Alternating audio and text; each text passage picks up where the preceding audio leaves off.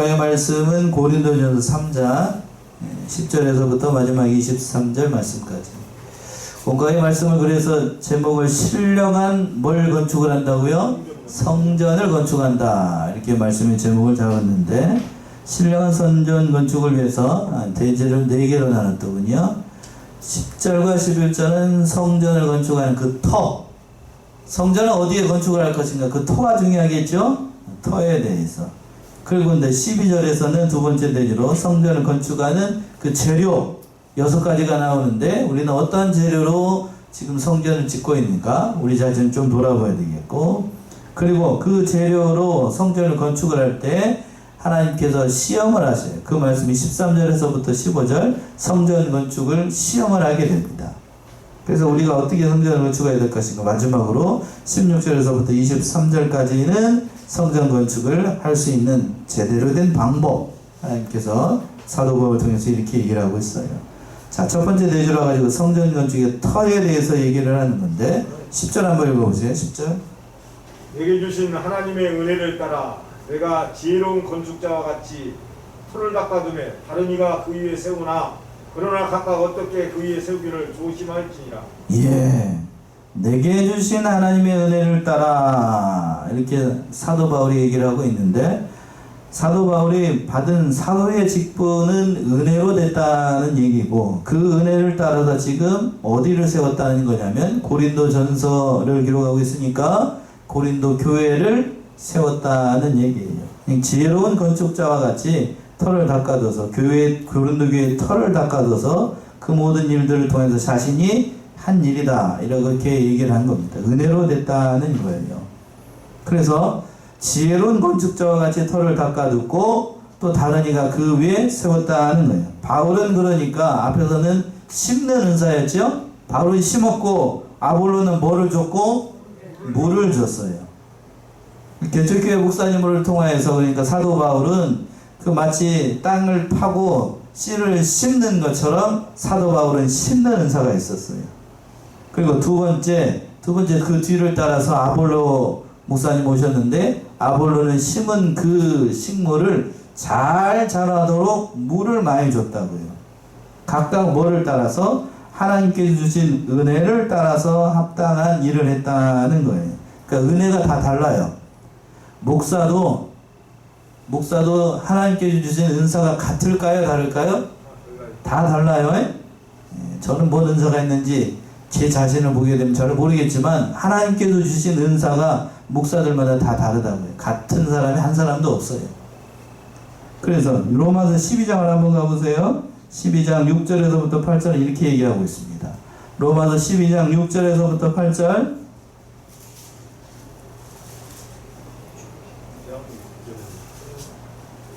로마서 12장 6절에서부터 8절.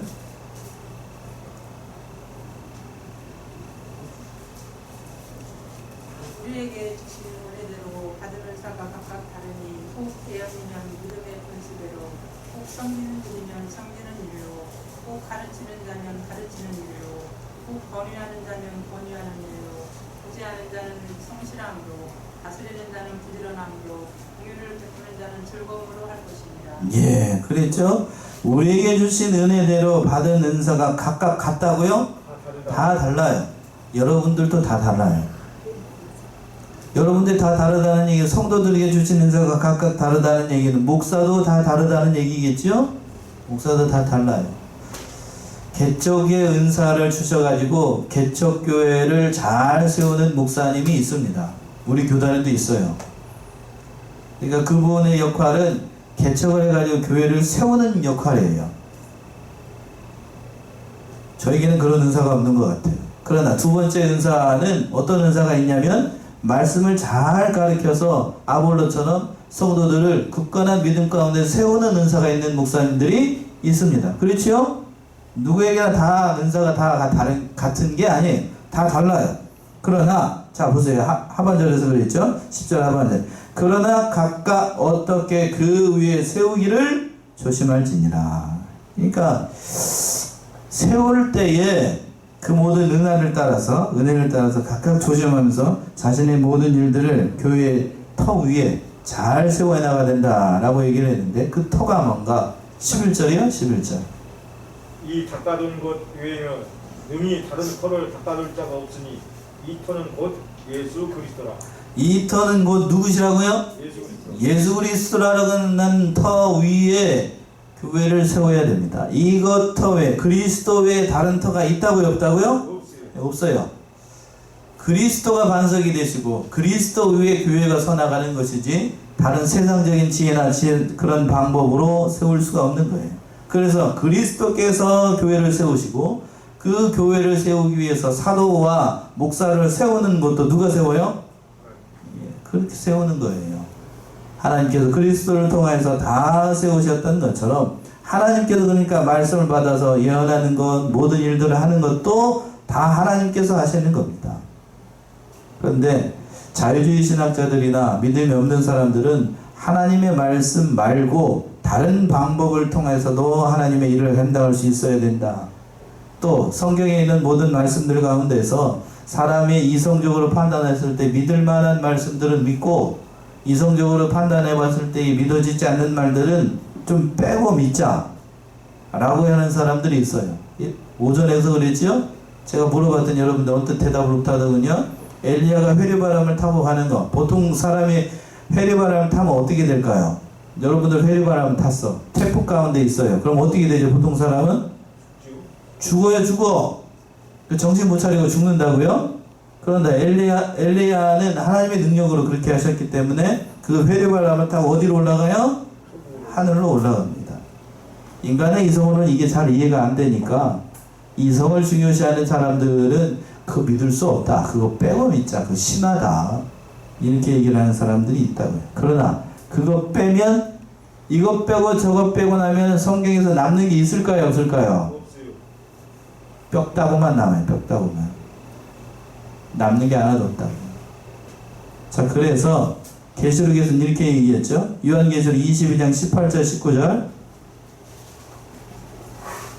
요한계시록 22장 18절 19절.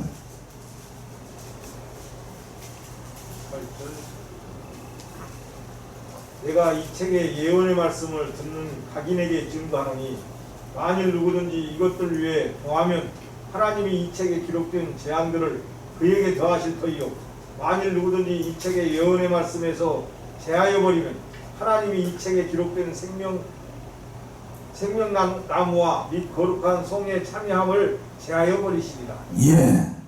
보태거나 또는 감하지 말라는 얘기죠. 보태면은 어떻게 되는가? 더하면은 이 하나님이 이 책에 기록된 재앙들을 그에게 더해버릴 것이고 또 빼면 어떻게 되는가? 생명나무와 거룩한 성에 참여하는 것을 빼버리겠다고 얘기했어요. 그러니까 가감하지 말고 어느 그대로 말씀 그대로를 믿고 바라봐야 된다는 얘기예요. 그러니까 창세기 1장 1절부터 요한계시록 맨 마지막 장까지 있는 그대로 말씀 그대로 믿고 말씀 그대로 받아들여야 된다는 얘기입니다. 이게 참으로 중요해요. 오늘날에도 그 모든 말씀 그대로를 믿어야 되지, 그 모든 말씀 중심에 바로 예수 그리스도가 있으니까 그 예수 그리스도 되신 신앙을 따라서 그 모든 일을 해나가야 된다는 얘기입니다. 그 터 위에 우리의 신앙을 잘 건축해 나가야 된다는 얘기예요. 보이는 성전뿐만 아니라 보이지 않는 우리의 믿음도 그 터 위에 잘 세워 나가야 됩니다. 자, 성전을 건축할 때 재료에 대해서 12절 얘기를 하고 있는데 12절 한번 보세요. 만일 누구든지 금이나 은이나 보석이나 나무나 풀이나 집으로 이 터 위에 세우면 예. 자, 보세요. 여기서 보시게 되면 그 터 위에, 그렇죠? 맨 하반절에서 이 터 위에 6가지 재료로 집을 짓습니다. 첫 번째 재료가 뭔가요? 누구든지 금, 그 다음에 또요 은, 그 다음에 보석. 거기까지만. 금, 은, 보석은 일반적으로 불에 잘 타거나 녹지 않지요? 그치요?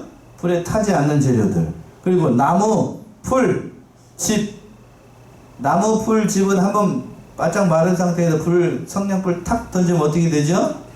싹 타버립니다. 싹 타버려요. 싹 타버려요.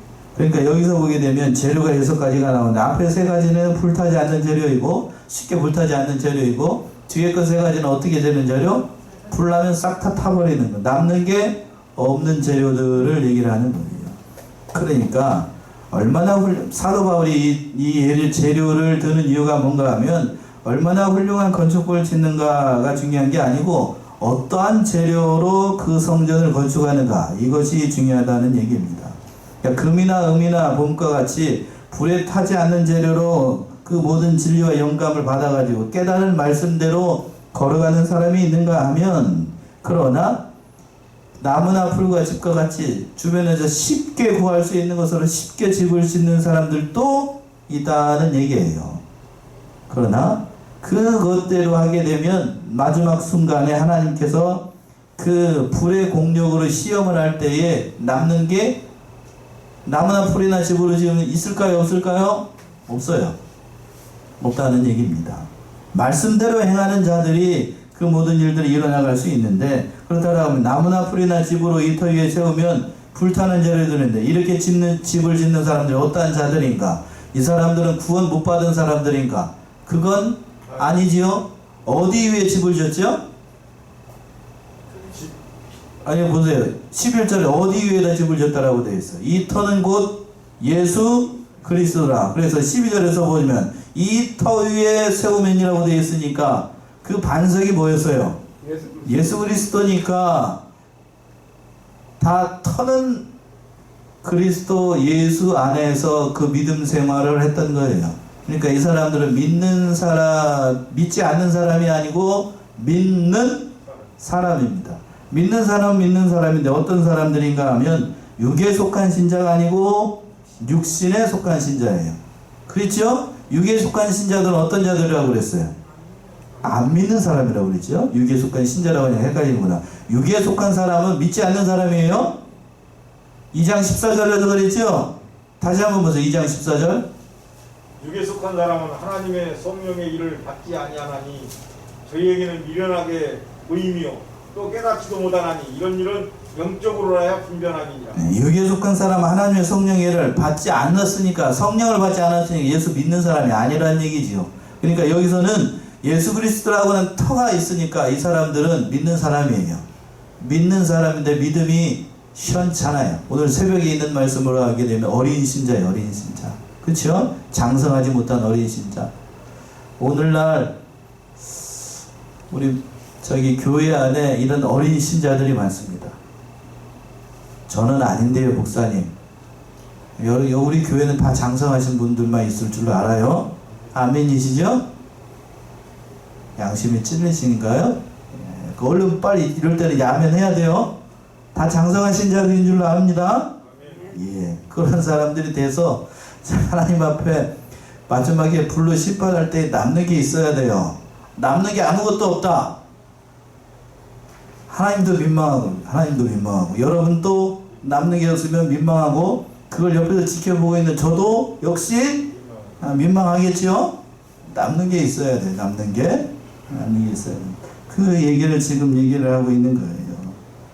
그러니까 육신에 속한 신자가 되지 말고 앞에서 시기와 분쟁이 있는 자들, 그런 자들이 사도 바울이 있다라고 얘기를 했잖아요. 그런 신자가 하지 말고 하나님 앞에 늘 남는 것이 있는 신자가 되어야 됩니다. 어떻게 되는가? 자, 세 번째 대주로 와가지고 하나님께서 그 세운 공력대로 다 어느 때인가는 심판하십니다. 그 어느 때 심판하십니까? 13절이죠?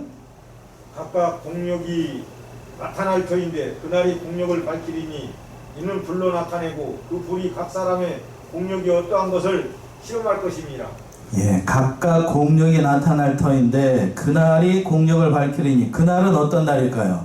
주님께서 재림하시는 그날에, 또 다른 말로 얘기하면 심판의 날이지요. 그 재림하시는 날이 마지막 심판의 날에 하나님께서 각 사람들에게 숨겨져 있는 모든 것들이 다 나타나게 하십니다.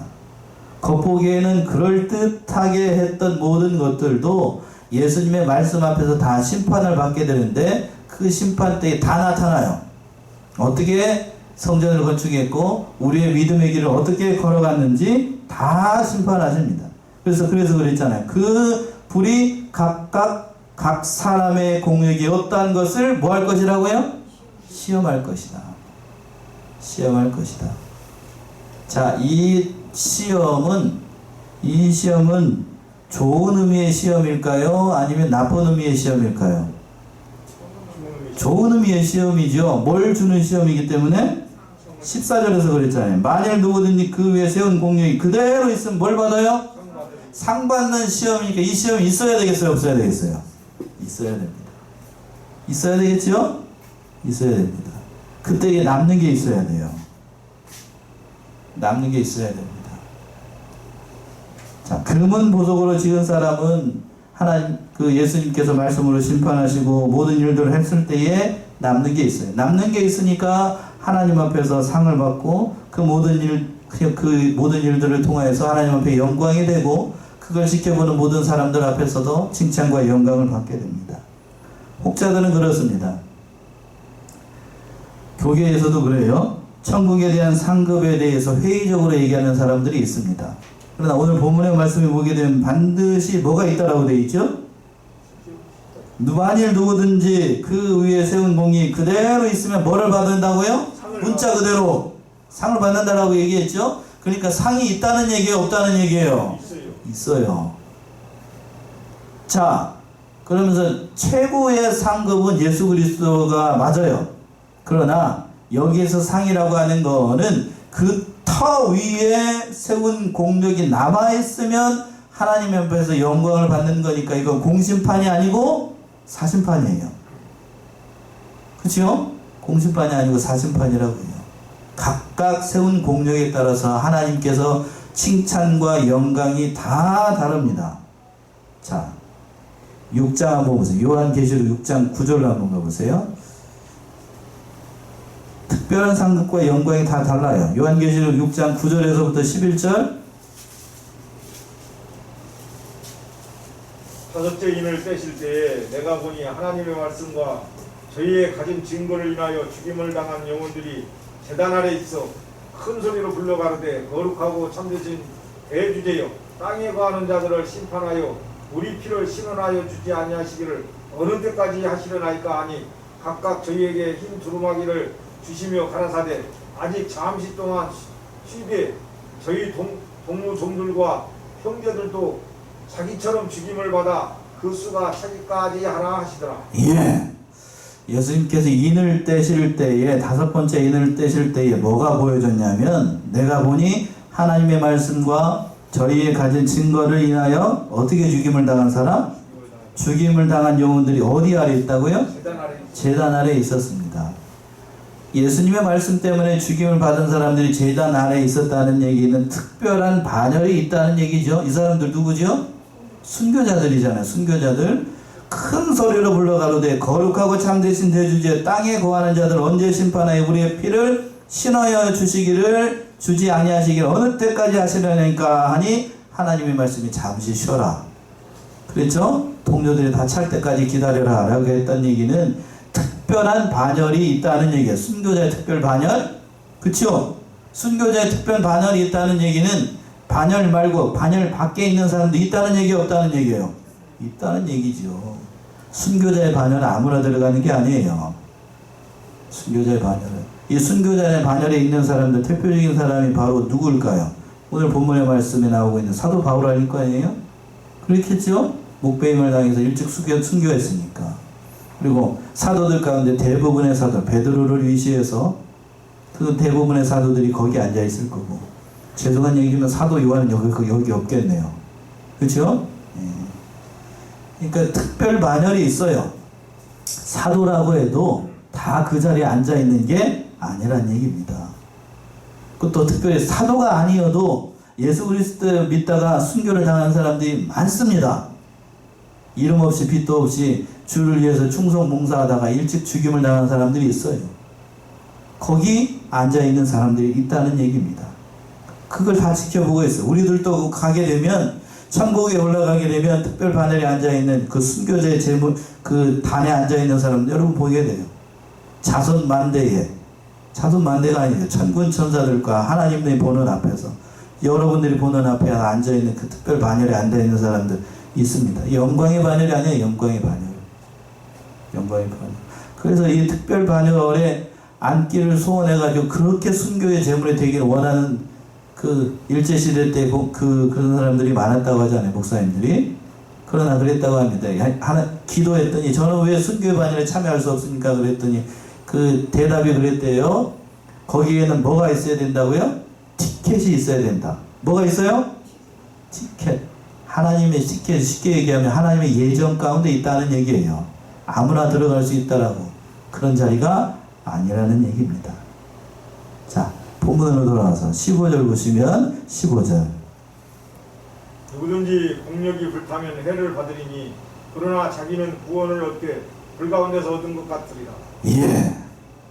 자, 그랬죠. 누구든지 공력에 불타면 뭘 받는다고요?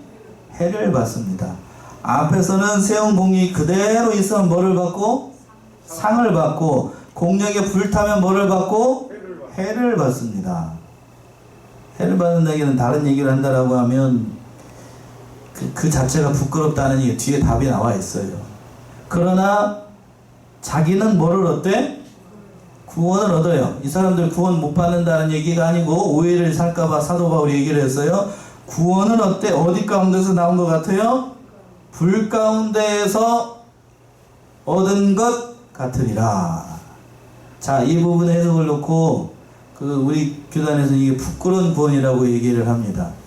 무슨 구원이요? 이게 제가 저희 성경을 배울 때 이 부분 가지고 한참 좀 고민을 했었는데, 부끄러운 구원이라고 얘기하면 오해의 소지가 있어요. 구원이 부끄럽다는 얘기가 아니고, 구원이 부끄럽다는 것이 아니고 그 행위가 부끄럽다는 거예요. 뭔 얘기인지 이해되시죠? 뭔 행위가 부끄럽다는 것인가? 다른 사람들은 금이나 은이나 보석으로 그 신령한 선전을 잘 건축을 해가지고 불이 일어나도 하나님 말씀에 심판을 해도 공력이 그대로 남아가지고 다른 사람들은 다 상을 받는데, 자기는 편한 거 나무나 풀이나 집으로 져가지고 이 세상에서 그냥 떵떵거리면서 잘 살다가 예수님 한번 불어보니까 남는 게 아무것도 없어. 그 행위가 어떻다는 얘기예요? 부끄러운 거예요. 그 행위가. 이해되시죠? 구원이 부끄럽다는 거 아니에요. 구원이 부끄럽다는 거 아니고 그 행위가 부끄럽다는 거예요. 그래서 부끄러운 구원 그러지 말고 행위가 부끄러운 구원. 앞에 단서를 좀 달았으면 좋겠어. 그렇죠? 이해되시죠? 뭐 제가 무슨 말씀하려는지 이해되시죠? 부끄러운 구원이라고 하니까 구원이 부끄러운 것처럼 얘기가 들리잖아. 그렇게 얘기하면 안 되고 행위가 부끄러운 거예요. 예수님 앞에서 남는 게 아무것도 없으니 얼마나 부끄럽냐고요. 그 얘기를 하고 있는 겁니다. 자, 그래서 그런 부끄럽지 않은 자들이 되도록 하기 위해서 사도 바울이 이게 이제 마지막 때 이제 16절에서부터 23절까지 너희가 하나님의 성전인 것을 안다라고 하면 그 모든 일들 잘 이루어나가라는 거예요. 부끄럽지 않은 사람들이 되기 위해서. 16절이요. 너희가 하나님의 성전인 것과 하나님의 성령이 너희 안에 거하시는 것을 알지 못하느냐. 예. 자, 아멘이신가? 이 말씀을 다시 한번 보시면, 너희가 하나님의 뭐인 것과 성전인 것과 하나님의 성령이 너희 안에 계시는 것을, 거하시는 것을 알지 못하느냐. 두 가지 사실을 사도 바울이 얘기하고 있습니다. 우리가 하나님의 뭐라는 사실이요? 성전이고, 그 안에 또 우리 안에 또 누가 계시고? 성령이 계십니다. 아멘이신가요? 예. 우리 자신이 성전이에요. 우리 자신이 성전. 그리고 또 우리 안에 누가 거하시고? 성령이 계십니다. 그러니까 어떻게 해야 될 것인가? 어떻게 해야 될 것인가? 성전을 잘 만들어 나가야 될 것이고 깨끗하게 해야 되겠죠? 그 말씀이 17절에 이렇게 표현했습니다. 17절. 누구든지 하나님의 성전을 더럽히면 하나님이 그 사람을 멸하시리라. 하나님의 성전은 거룩하니 너희도 더러하니라. 예. 그래서 누구든지 하나님의 성전을 어떻게 하면? 더럽히면 하나님이 그 사람을 멸하시리라. 이건 율법에 기반을 둔 거예요. 모세의 율법에 보게 되면 하나님의 성전을 훼손하거나 더럽히게 되면, 그 모세의 율법에 따르게 되면 그 사람은 죽습니다. 여러분들이 하나님의 성전이라고 얘기했죠? 맞아요? 앞에서 16절에서는 여러분이 하나님의 성전입니다. 그럼 여러분 스스로 여러분의 성전을 더럽히면, 모세의 율법에 따르게 되면 여러분 어떻게 될 것 같아요? 죽어요, 죽어. 죽는다고. 그러니까 뭐라고 얘기를 했냐면 하나님의 성전은 거룩하니까 너희도 어떻게 하라고요? 거룩하라는 얘기입니다. 성전이 세상으로부터 구별돼 가지고 거룩하게 해놓은 것처럼 너희도 하나님 앞에서 세상으로부터 불러낸 하나님의 거룩한 성전이니 너희도 세상과는 구별되게 거룩한 존재가 되라는 얘기예요. 너희도 그러하다는 얘기예요. 너희도 그러하다. 내가 하나님의 성전이라는 사실을 잊어버리고 하나님의 성전이라는 사실을 망각하고 이 세상에서 다른 사람들과 같이 그렇게 살아간다라고 하면 그건 하나님을 속이는 거고 하나님 앞에서 부끄러운 일이라는 얘기입니다.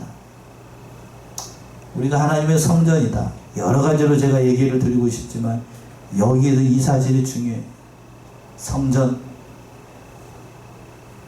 자, 먹지 못해야 될 음식, 먹어서는 안 되는 음식을 먹는 것도 성전을 어떻게 하는 거예요? 더럽히는 겁니다. 먹어서는 안 되는 음식, 먹어서는 안 되는 음료, 알코올 들어간 거. 그쵸? 우리네 윤리로는 기독교인이 술이나 다른 거, 세상적인 거 먹는 거를 그걸 금하고 있어요. 그런데요, 제가 말씀드리는데, 미국이나 다른 데서는 목사들이, 이 목사가요, 신학생들이 술 마시고 특히 담배 피는 걸 보게 되면 그거를 그 죄가 아니라고 문화의 차이라고 생각해가지고 하는 사람들이 있어요.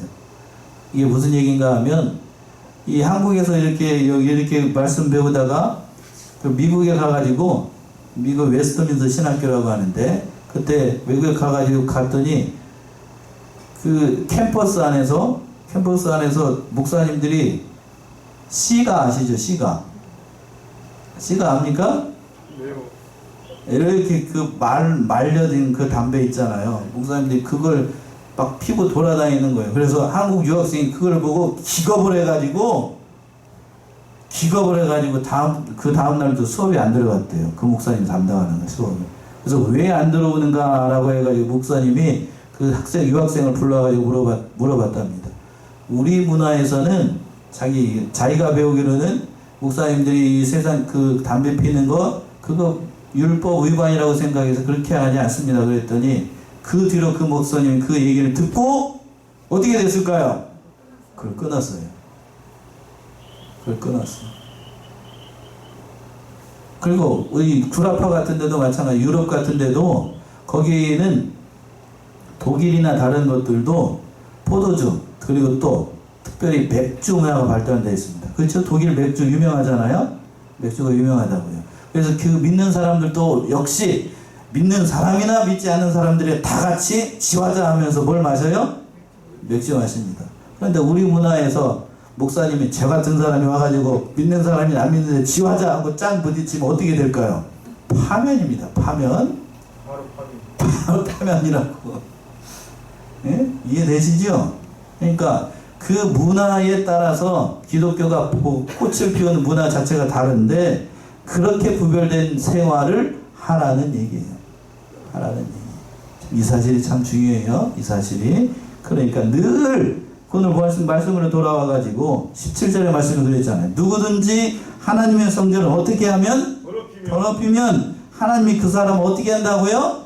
멸하시리니 하나님의 성전은 거룩하니 너희도 어떻게 하라고요? 거룩해야 된다. 그 유학생이 이 말씀을 드렸대요. 이 말씀을 가지고 목사님한테 얘기를 했더니 목사님이 그러냐? 그러면서 그렇게 얘기를 했대요. 유명하신 목사님이에요. 이름을 딱 대면 알 수 있는 정도로. 그러니까 우리가 이것도 참 귀하게 얘기해야 됩니다. 율법의 말씀이라고 생각하지 말고 우리가 좁은 길을 걸어가라고 이제 찬송가에도 그렇게 되어 있는데 이 말씀을 따라서 이 좁은 길을 걸어 나가고 문자 그대로 말씀 그대로 우리가 믿고 따라 나가야 되겠어요. 그러면서 18절 이렇게 얘기를 했습니다. 18절이요.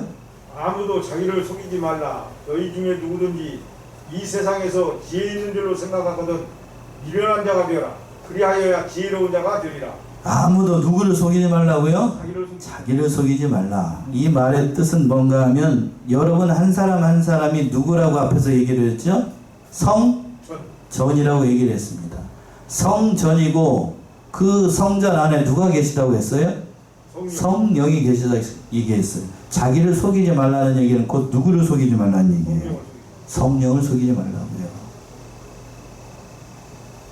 무서운 얘기예요. 이게 성령을 속이지 말라. 나 한 사람쯤이야. 내가 한번 이렇게 한다고 해서 하나님이 알까 모를까? 모를까요, 알까요? 다 알아요. 다 알아. 그러니까 뭐 누가 계시기 때문에? 성령이 계시기 때문에 다 안다고요. 성령이 계시기 때문에. 이 참 무서운 말씀이에요. 그러면서 또 뭐라고 그러냐면 사도 바울이 너희 중에 누구든지 이 세상에서 지혜인 줄로 생각하거든 어떠한 자가 되라고 또 미련한 자가 되라. 세상 지혜에서는 미련한 자가 되라. 그리고 그래야만 지혜로운 자가 될 수 있다. 이 세상 지혜는 어떠하기 때문에 19절이죠? 19절. 이 세상 지혜는 하나님께 미련한 것이니 기록된 바 지혜 있는 자들로 하여금 자기 괴율에 빠지게 하시느니라 하였고. 예, 이 세상 지혜는 하나님께 미련합니다. 그렇죠? 하나님 앞에서는 이 세상에 있는 모든 것들 다 미련해요. 그 지혜 있는 자, 스스로 지혜 있다는 자는 자기 함정에 빠져요. 괴율이라는 것은 자기 함정에 빠진다는 얘기입니다. 또 20절이요? 또 주께서 지혜 있는 자들의 생각을 헛것으로 아신다 하셨느니라. 예. 스스로 지혜롭다 하는 자들은 하나님께서 그 모든 생각을 다 헛것으로 아시고 다 이렇게 이뤄나가신다는 얘기입니다. 또 21절이요? 그런즉 누구든지 사람을 자랑하지 말라. 만물이 다 너희 것입니다. 또 사도 바울이 얘기했습니다. 뭘 자랑하지 말래요? 사람을 자랑하지 말라. 사람을 의지하지 말라. 오직 누구만을 자랑하라는 얘기냐면 바로 예수만 자랑하라는 얘기예요. 그러면서 자기가 누구에게 속했다, 누구에게 배웠다, 이건 옳은 게 아니라는 얘기입니다. 22절, 23절. 바울이나 아볼로나 개바나 세계나 생명이나 사망이나 질 것이나 장래 것이나 다 너희 것이요 너희는 그리스도의 것이요 그리스도는 하나님의 것입니다. 예, 그러니까 사람 자랑하지 말고 누구만 자랑하라는 얘기냐면 그리스도 또 하나님만을 자랑하라는 얘기예요. 그러니까 우리가 이 사실을 깨닫고 참으로 이 세상에서 내가 하나님의 뭐라는 사실을 기억하고 성전이라는 사실을 기억하고 또 스스로를 속이지 말라. 스스로를 속이지 말라는 얘기는 제가 말씀드렸네요. 뭘 속이지 말라는 얘기냐면 바로 우리 안에 있는 누구요? 성령을 속이지 말라는 얘기예요. 한 가지만 더 말씀드리면 신약 성경에서 보게 되면 성령을 속이다가 처음으로 죽은 사람들이 있어요. 누구죠? 사도행전 5장인가요? 6장인가요? 거기서 나옵니다. 두 부부가 나오죠? 아나니아와 삽비라. 그렇죠? 성령을 속이다가 죽어요. 자, 무슨 얘기냐면 땅을 팔았어요. 자, 다른 그 바나바를 비롯한 다른 사도들이 자기 땅을 팔아가지고 그때 당시 교회들을 잘 섬기고 있으니까 아나니아와 삽비라도 자기에게 있었던 그 소유의 땅을 팔았습니다. 팔아가지고 팔고 나니까 아나니아와 삽비라가 팔고 나니까 욕심이 들어왔어요. 다 팔아서 바치려고 하니까 본전 생각이 났던 거죠. 그러면서 얼마를 어떻게 했어요? 얼마를 자기 주머니에다가 딱 넣었어요. 그랬더니 하나님께서 베드로 사도가 딱 하고 나타나가지고 저 먼저 남편한테 물어봤지요. 어떻게 그걸 가지고 네 걸 만들 생각을 했냐 베드로가 물어봤죠. 처음에는 모른다고 했습니다. 그랬다가 그 성령을 속이니까 그 시로 그냥 하나님께서 혼을 샥 빼가버렸어요. 뒤에 따라왔던 아내도 역시 그렇게 얘기를 하니까 침을 때다가 하나님께서 샥 하고 데려가 버렸습니다. 자, 그 자리에서 죽었어요. 그 자리에서. 자, 보세요. 성령을 속이니까 하나님께서 가만두지 않았습니다. 가만두지 않았어요. 누구를 속인 거기 때문에? 하나님을 속인 거기 때문에. 자, 오늘 본문의 말씀에서 자기를 속이지 말라는 얘기는 자기 안에 누가 있기 때문에요? 성령이 있기 때문에.